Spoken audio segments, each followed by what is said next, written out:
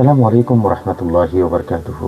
2026 session এই মাসে শুরু হতে যাচ্ছে সারা বিশ্বের বিনোদন জগতের সবচেয়ে বড় আয়োজন ফুটবল বিশ্বকাপ 2026।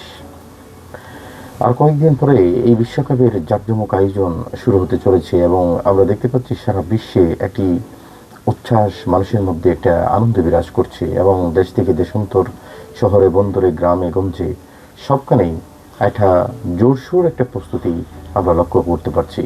শুধু তাই নয়, প্রতিটি গ্রামের রাস্তায়, শহরে বন্দরে আমরা দেখতে পাচ্ছি বিশাল আকারের পতাকা উত্তোলন করা হচ্ছে এবং ব্যানার সাঁটানো হচ্ছে, ছবি সম্মিলিত বিভিন্ন অনেক কিছুর আয়োজন আমরা লক্ষ্য করছি।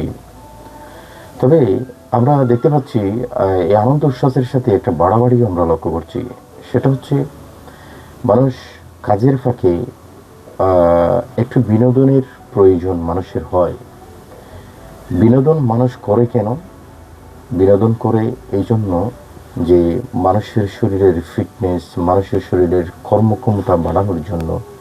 অর্থাৎ আমরা প্রাত্যহিক জীবনে যে কাজগুলো করি সেই কাজগুলো আমরা যাতে যত নিয়মে করতে পারি এবং বাদবাকি আমাদের পাঁচ ওয়াক্ত নামাজ সহ যে শরীয়তের বিধিবিধান আছে সেই বিধানগুলো যাতে আমরা যথাযথভাবে আদায় করতে পারি, আমাদের শরীরের যাতে একটা শক্তি সঞ্চয় হয়, সেই জন্যই আমরা একটু রিল্যাক্স করি, একটু আরাম করি, একটু বিনোদন করি। তবে এই বিনোদনটা হতে হবে একেবারে কম সময়ের জন্য।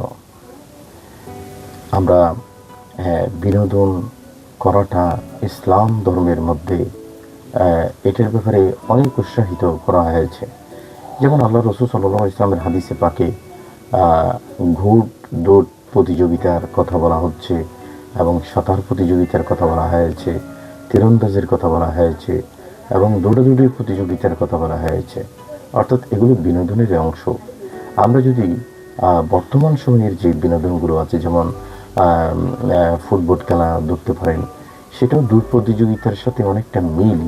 সেই হিসেবে এই বিনোদনটা আমরা করতে পারি, তবে সেটার কিছু নিয়ম শৃঙ্খলা আমাদের ভিতর রক্ষা করতে হবে। সেটা হচ্ছে আপনার এটা ইবাদত বন্দেগীর উপর কোনো আঘাত আনতে পারবে না, প্রাত্যহিক জীবনে আপনি যে কাজগুলো করেন সেই কাজের উপর কোনো আঘাত আনতে পারবে না এবং সথর আপনাকে অবশ্যই ডেকে অর্থাৎ শালীনতার মধ্যেই আপনাকে এই বিনোদনটা আপনাকে গ্রহণ করতে হবে। ইসলাম ধর্মে বিনোদনও যেমন আছে, আনন্দ আছে, ইবাদত বন্দেগীর কথা বলা হয়েছে। যেমন হযরতে আলী রাদিয়াল্লাহু তাআলা আনহুর কাছ থেকে একটি বর্ণনা পাওয়া যায়। হযরতে আলী রাদিয়াল্লাহু তাআলা আনহু বলেন, ক্বালা আজমাউ হাদিহিল কুলুব ওয়াতলুবু লাহা তরফাল হিকমা ফাইন্নাহা তামিলু কামা তামিলুল আবদান। হযরতে আলী রাদিয়াল্লাহু তাআলা আনহু বলেছেন যে কলবের অন্তরের একটি প্রশান্তি দরকার, তোমরা সেটাকে তালাশ করো যে কোনো একটা হিকমতে, একটা টেকনিক অবলম্বন করে। কেননা শরীরের যেমন একটা প্রশান্তি দরকার, অন্তরেরও একটা প্রশান্তি দরকার। তাহলে বোঝা যাচ্ছে আমাদের অন্তরের প্রশান্তির জন্য আমাদের একটু বিনোদন করার প্রয়োজন আছে এবং বিনোদনেরও কিছু গুড সাইড, ভালো দিক আছে। অর্থাৎ যতক্ষণ পর্যন্ত আপনি একটু হালকা খেলাধুলা করবেন সেই সময়টাতে আপনার অন্তত পক্ষে খারাপ কাজ থেকে আপনি বিরত থাকতে পারছেন, এটা কিন্তু একটা ভালো দিক। সুতরাং আমাদেরকে শালীনতার মধ্য দিয়ে এবং আমাদের কোনো ধরনের বাজি ধরা যাবে না এবং সময় ক্ষেপণ হবে না, শরীরের ক্ষতি হয় না, মানুষের সাথে মারামারি হয় না এবং ইবাদত বন্দেগীর প্রতি যত্নশীলতা বজায় রেখে একটু বিনোদন কিন্তু করা যায়। কিন্তু আমরা দেখতে পাচ্ছি আমাদের দেশে প্রত্যন্ত অঞ্চলে আমরা লক্ষ্য করছি যেই এই বিনোদনকে কেন্দ্র করে অনেক ধরনের জোয়ার আসর বসানো হচ্ছে। বর্তমান সময়ে আমরা দেখতে পাচ্ছি যে একটি টিকেটের যেখানে এই ফুটবল খেলার আয়োজন করা হচ্ছে সেই দেশে এমন এমন কিছু ক্ষেত্র তৈরি করা হচ্ছে যে নারী পুরুষ অবাধ মেলামেশার কিছু একেবারে সেফটি জায়গা করা হচ্ছে, সেখানে অফার ঘোষণা করা হচ্ছে, সেখানে উন্মুক্ত করে দেওয়া হচ্ছে।